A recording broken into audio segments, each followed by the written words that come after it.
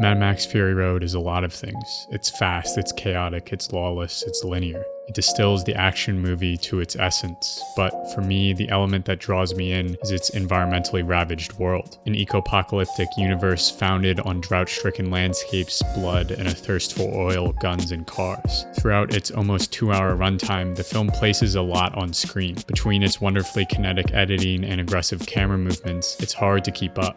But today I want to move away from the form of the movie and instead approach Mad Max's content by analyzing the film's environmentally charged subtext.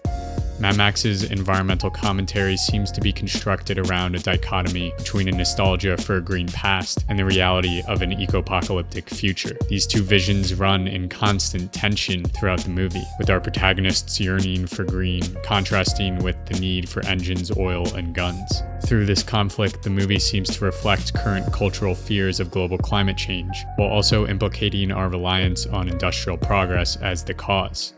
This longing for a green past dominates Furiosa's narrative motivation. Furiosa and the Five Wives find their urge to continue in their evocation of the green place that Furiosa once knew when she was young. The movie then solidifies this nostalgia for a lush landscape by laying out the narrative as a chase from a world completely destroyed by machines and men to a memory of an oasis of green. In this way, Furiosa's longing latches on to a cultural desire for the natural landscapes that have disappeared in the name of progress. But the film muddies this apparently righteous quest by simultaneously associating Furiosa with the very same tools of destruction that decimated the landscape.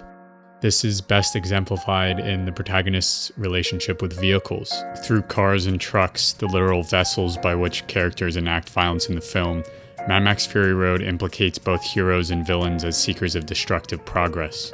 Let's take a look at a scene halfway through the movie, where the protagonist's war rig is stuck in the mud.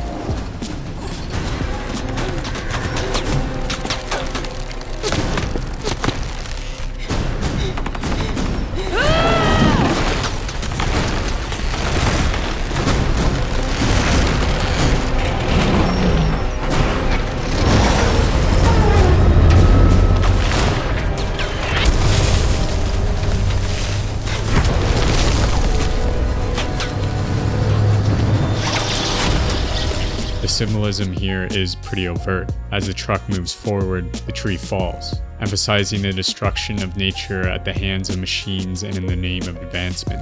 The dead tree in this case represents the verdant environment that was lost. Indeed, we discover later in the film that this muddy place is actually the very oasis that Furiosa was searching for. So, by using the protagonist's vehicle to tear down one of the last manifestations of a green world, Mad Max Fury Road denounces the elements of industrial progress, the vehicles, the warlords, the violence, and even the protagonists as harbingers of environmental destruction.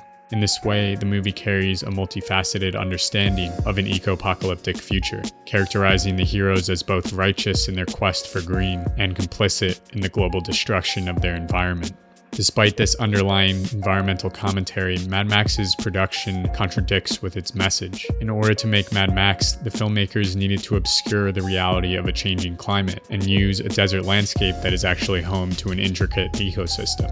The film was supposed to be shot in Australia, but due to unprecedented rainfall that caused the deserts of New South Wales to blossom with a sea of wildflowers, they moved production to Namibia, home to the 50 to 80 million year old Namib Desert, which contains a fragile ecosystem of lizards, cacti, and lichen reliant on coastal fog. In doing so, Mad Max perpetuates certain untrue images of what environmental destruction looks like, opting for the drama of a desert in lieu of the reality of a field of wildflowers.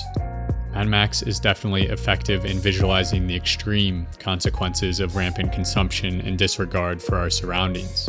It does a solid job of placing an environmental conscience into a high-budget action movie. However, it's still just an action movie.